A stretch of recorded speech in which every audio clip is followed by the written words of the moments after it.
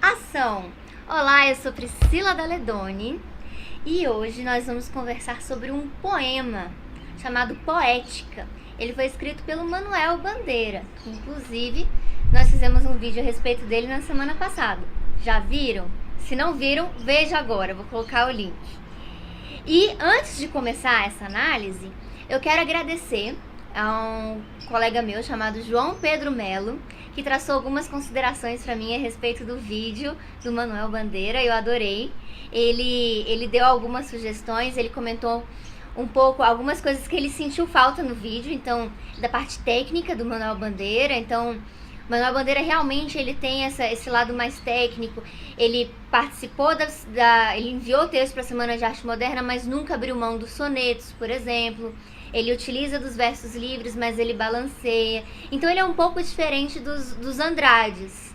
E eu acho que faltou a gente conversar um pouco sobre isso. Ele nunca temeu dizer que tinha influências estrangeiras. Então ele se destaca dentro da primeira geração. Inclusive por isso, e aí a gente falou também no vídeo passado, em que muitos estudiosos o colocam na segunda geração do modernismo. Ele está ali no meio do caminho. Ele realmente é um cara fora da curva. Excelente. Mas o poema que nós vamos ver hoje, ele é bem primeira geração do modernismo. Vamos relembrar qual que é essa primeira geração do modernismo? É a geração heróica ou destrutiva. Destrutiva por quê? Porque, especialmente Oswald de Andrade e Mário de Andrade, eles queriam destruir tudo que vinha antes do modernismo. Então, tiro no parnasianismo, tiro no romantismo e por aí vai.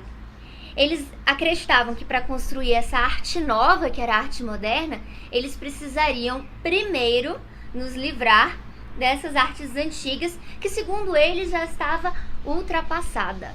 O que o Manuel Bandeira acha disso? O Manuel Bandeira acata em grande parte esse pensamento. E Poética é um poema que sintetiza muito do modernismo. Então não se espantem se na prova de vocês cair Poética correlacionada às características gerais do modernismo, da primeira geração. E aí vocês vão tirar de letra, porque é exatamente isso. É como se ele pegasse e tivesse feito um resuminho, assim, partes mais importantes. A partir de um desabafo, ele começa o texto dizendo: estou farto! A gente está farta de uma coisa porque tá feia, não é? Eu tenho esse livro aqui do Manuel Bandeira. Esse aqui é um compilado, na verdade, de vários textos dele. E aqui tem a Poética. Tcharam!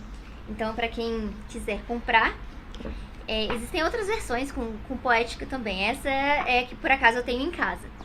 E tem muitos ensaios também, assim, vale a pena. Eu gosto muito desse livro. Até quem me deu foi meu primo, Leonardo, valeu. É um conjunto de textos críticos, artísticos, é bem legal. Mas então, ele diz que ele está farto. Farto de quê? Ele está farto do lirismo, do lirismo comedido, do lirismo bem comportado. O que vem a ser isso? Vocês se lembram que os parnasianos gostavam das coisas bem certinhas? Era arte pela arte. O importante era fazer um soneto perfeito. E de repente isso limitou muito as formas de arte. Não só o parnasianismo, mas até então a arte era vista como algo muito separado do cotidiano, feita por poucas pessoas. E os modernistas, eles trazem a ideia que a arte é de todos. Então eu não preciso ter todo esse protocolo para criar uma obra de arte. É claro que eu posso ter se eu quiser, mas ele não é obrigatório. Então esse lirismo bem comportado seria uma coisa assim muito enquadradinha. Ele quer sair desse enquadrado. Então ele começa o poema dizendo o que ele não quer, do que ele está farto. E a gente vê pelo próprio título que Poética é um título comum de textos, né? A gente também tem a Poética do Vinícius de Moraes, que é aquele de manhã, anoiteço, por aí vai. E a principal, porque quando a gente fala em poética, escrevam isso. Falou poética, a gente lembra do Aristóteles. Aristóteles é o nosso grande nome, amém, das artes. Antes de Cristo, 335 a.C., ele escreveu Poética, fazendo considerações sobre a poesia e a arte de maneira geral. E essas considerações são tão boas, mas tão boas, que hoje, século XXI, nós ainda utilizamos grande parte de seus pensamentos. Então, eu tenho aqui também uma referência, por conta do título Poética. Eu posso traçar essa referência. Então, Manuel Bandeira agora também vai traçar algumas considerações acerca da poesia e da arte de maneira geral, que é essa questão limitante. Então, o poema dele vai ser dividido em duas partes. Primeiro, o que ele não quer, o que ele está farto. Lirismo comedido, comportado. Ele fala em funcionário público, e isso é muito interessante a gente pensar assim, qual que é o estereótipo do funcionário público, né? É aquele que chega, bate o ponto, aí deu a hora de ir embora, aconteça o que acontecer, vai embora, tá cheio de burocracias, e ele quer o oposto disso, ele quer uma liberdade. Então é aquele lirismo funcionário público, ele até fala do livro de ponto, que ele não quer, de expediente, nada disso.